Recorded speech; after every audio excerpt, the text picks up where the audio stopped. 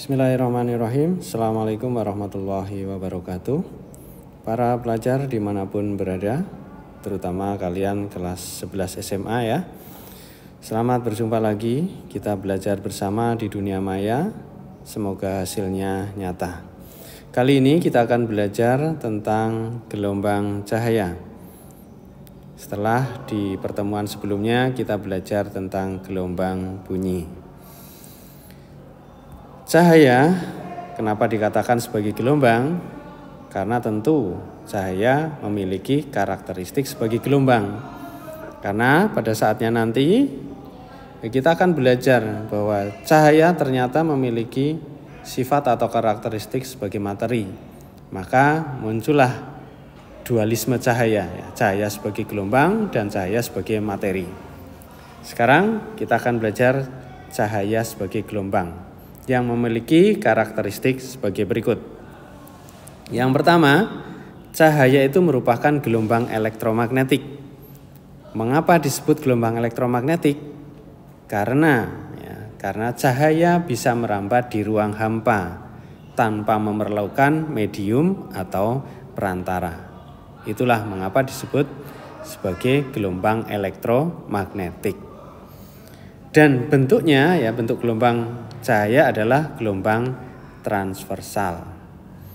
Cahaya sebagai gelombang memiliki sifat-sifat gelombang pada umumnya. Antara lain memiliki sifat pemantulan atau refleksi, pembiasan atau refraksi, pelenturan atau difraksi, perpaduan atau interferensi, pengurean atau dispersi, pengutuban atau polarisasi. Itu antara lain sifat-sifat dari gelombang cahaya. Kita akan bahas satu persatu. Kita mulai dari refleksi atau pemantulan cahaya. Apa yang disebut sebagai refleksi atau pemantulan? Bagaimana bisa terjadi? Jadi cahaya itu dipantulkan, itu sesungguhnya dibalikan arahnya. Atau dengan kata lain bahwa pemantulan cahaya itu adalah pembalikan arah cahaya. Arah rambatan cahayanya dibalikan karena mengenai permukaan yang mengkilap. Jadi ini kata kunci adalah permukaan yang mengkilap. Jadi mengkilap datar seperti misalkan cermin, permukaan air yang tenang, lantai yang mengkilap, warna cerah, itu bisa memantulkan cahaya. Dan pembalikannya itu sesuai dengan hukum pembiasan. Jadi menganut pada sudut-sudut yang berlaku. Sudut datangnya berapa, nanti sudut pantulnya berapa. Gitu. Sebagaimana dalam hukum Snellius tentang pemantulan bahwa sinar datang, garis normal dan sinar pantul terletak pada satu bidang datar. Besar sudut datang sama dengan besarnya sudut pantul. Jadi kalau kita sorotkan senter misalkan ke arah cermin di depan kita, arahnya tegak lurus, pasti arah pantulannya akan mengenai kita kembali. Tetapi kalau kita menyorotkan senter itu dari sudut kemiringan tertentu maka arah pantulannya tidak akan tegak lurus dengan cermin tersebut, tetapi juga akan membentuk sudut pantul yang sebesar sudut datang. Sebagaimana gambar di samping ini Jadi kalau sinar datangnya membentuk sudut I, sinar pantulnya membentuk sudut R seperti itu. Nah, kalau misalkan kita sinarkan sorotkan senternya tepat di garis normal itu, baru akan mantul tegak lurus kembali lagi seperti di garis normal itu.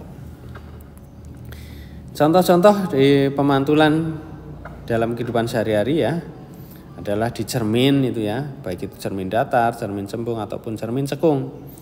Contohnya ada cermin besar yang di jalan, itu fungsinya adalah untuk melihat bayangan dari sesuatu yang tidak bisa kita lihat misalkan di tikungan jalan tikungan, sehingga kita bisa melihat di wilayah atau sudut yang lebih jauh karena di cermin cembung ini tangkapan layarnya lebih luas sehingga kita bisa melihat di sisi lain yang kita tidak bisa melihat langsung dengan mata kita. Kemudian ada pemantulan di air, misalkan air yang tenang ya kayak danau gitu. Itu pemantulan bayangan terjadi. Di lantai rumah kita, kalau lantainya yang lantai warna cerah dan mengkilat ya itu akan muncul pemantulan. Jadi banyak sekali manfaat pemantulan dalam kehidupan kita sehari-hari. Ya, terutama contohnya adalah di cermin-cermin itu. Karena terbentuknya bayangan pada cermin itu karena garis-garis pantulan cahaya itu. Berikutnya kita bahas mengenai pembiasan atau refraksi ya, pembiasan cahaya. Pembiasan cahaya adalah pembelokan arah rambatan cahaya karena melewati bidang batas dua medium rambatan yang berbeda. Jadi bedanya dengan pemantulan tadi ya, pembiasan ini sinarnya ini cahaya itu sudah menembus medium itu, misalkan air atau kaca gitu. Jadi terjadinya pembiasan itu harus media yang bening, tembus cahaya gitu. Kalau tadi pemantulan itu kan tidak tembus cahayanya tapi balik. Kalau pembiasan itu menembus tapi belok gitu ya. Menembus tapi nanti berbelok setelah melewati medium itu, misalkan medium air ya ataupun kaca yang tembus. Ya bukan kaca cermin. Kalau cermin itu kan kaca tetapi di bagian belakangnya dikasih lapisan perak sehingga memantul. Berlaku juga hukum pembiasan cahaya atau hukum Snellius pada pembiasan ini. Sinar datang garis normal dan sinar bias terletak pada satu bidang datar. Perbandingan antara sinus sudut datang dan sinus sudut bias adalah konstan ya. Seperti dirumuskan seperti ini. Ya, dengan N adalah indeks bias. N-nya adalah indeks bias, N2 ya berarti indeks bias medium 2, N1 indeks bias medium 1. Nah, seperti ini keterangannya.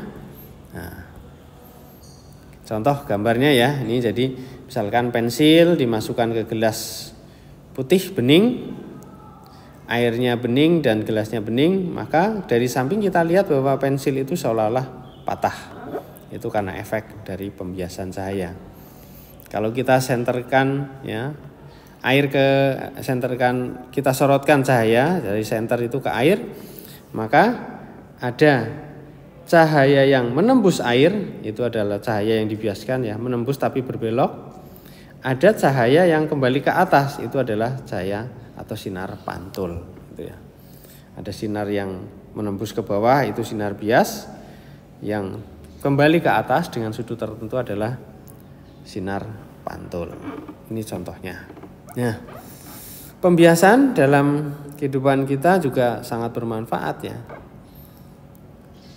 Kita bisa melihat benda-benda di sekitar kita karena ada cahaya yang menembus ke mata kita, ke lensa mata kita ya, sehingga dibiaskan. Nah, hasil sinar bias itu terbentuk bayangan nyata di retina sana ya, di layar mata kita. Atau misalkan yang sudah butuh bantuan kacamata ya, kacamata itu kan lensa yang tembus pandang. Nah, jadi lensa itu membiaskan cahaya. Nah, sinar bias itu biar tepat terbentuk bayangan di retina ya, sehingga orang yang rabun jauh ataupun rabun dekat bisa tetap melihat dengan baik ya, tidak kabur gitu. Itu contoh pembiasan cahaya pada mata kita, kemudian alat-alat optik misalkan kacamata, teropong, teleskop itu permanfaatan dari pembiasan cahaya. Berikutnya adalah penguraian cahaya atau dispersi. Ketika cahaya putih dilewatkan prisma segitiga ya, mungkin pernah kita lakukan percobaan itu waktu SMP ya. Cahaya ini akan terurai ya menjadi warna-warna pelangi. Warna pelangi itu yang merah, jingga, kuning, hijau, biru, nila dan ungu. Nah, ini artinya terjadi penguraian cahaya polikromatik menjadi cahaya monokromatik. Ya. Contoh peristiwa dispersi di alam adalah terjadinya pelangi ya. Jadi pelangi itu adalah peristiwa penguraian cahaya oleh titik-titik air hujan ya, yang sangat lembut itu. Jadi terjadinya pelangi pasti karena adanya hujan terlebih dahulu. Kemudian setelah hujan masih gerimis itu ada sinar matahari cerah, nah jadilah pelangi. Jadi nggak akan terjadi kalau cahayanya terang benderang cerah ya, atau malam hari gelap gulita ya, nggak akan terjadi pelangi. Ini contoh gambar yang tadi saya sebutkan bahwa cahaya putih masuk ke prisma, kemudian terjadi pembiasan oleh prisma ini dan terurai ya, sesuai dengan panjang gelombangnya dari masing-masing warna cahaya itu. Jadi beberapa pengertian yang perlu kita pahami di dispersi ini ya. Dispersi itu adalah penguraian cahaya. Tadi ada cahaya polikromatik ya. Cahaya polikromatik itu yang masih bisa diuraikan menjadi beberapa komponen. Kemudian cahaya monokromatik adalah yang sudah tidak bisa diuraikan lagi atas komponen-komponen warna. Kemudian spektrum cahaya ya. Spektrum cahaya itu adalah komponen warna yang setelah penguraian itu ya. Jadi cahaya hasil penguraiannya disebut komponen warna atau spektrum cahaya. Semua warna cahaya mempunyai kecepatan yang sama, yaitu 3 kali 10 pangkat 8 meter per sekon. Ya, yang beda adalah panjang gelombang dan frekuensinya. Karena kita perlu tahu bahwa V itu konstan ya, dan persamanya V sama dengan lambda kali F, maka ketika lambdanya besar, F-nya akan kecil. Atau sebaliknya, frekuensi yang besar pasti sinar atau warna cahaya itu memiliki panjang gelombang yang kecil, karena V sama dengan lambda F.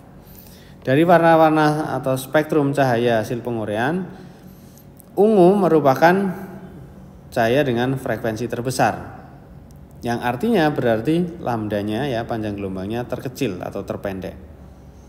Panjang gelombang terbesar atau paling panjang adalah warna merah.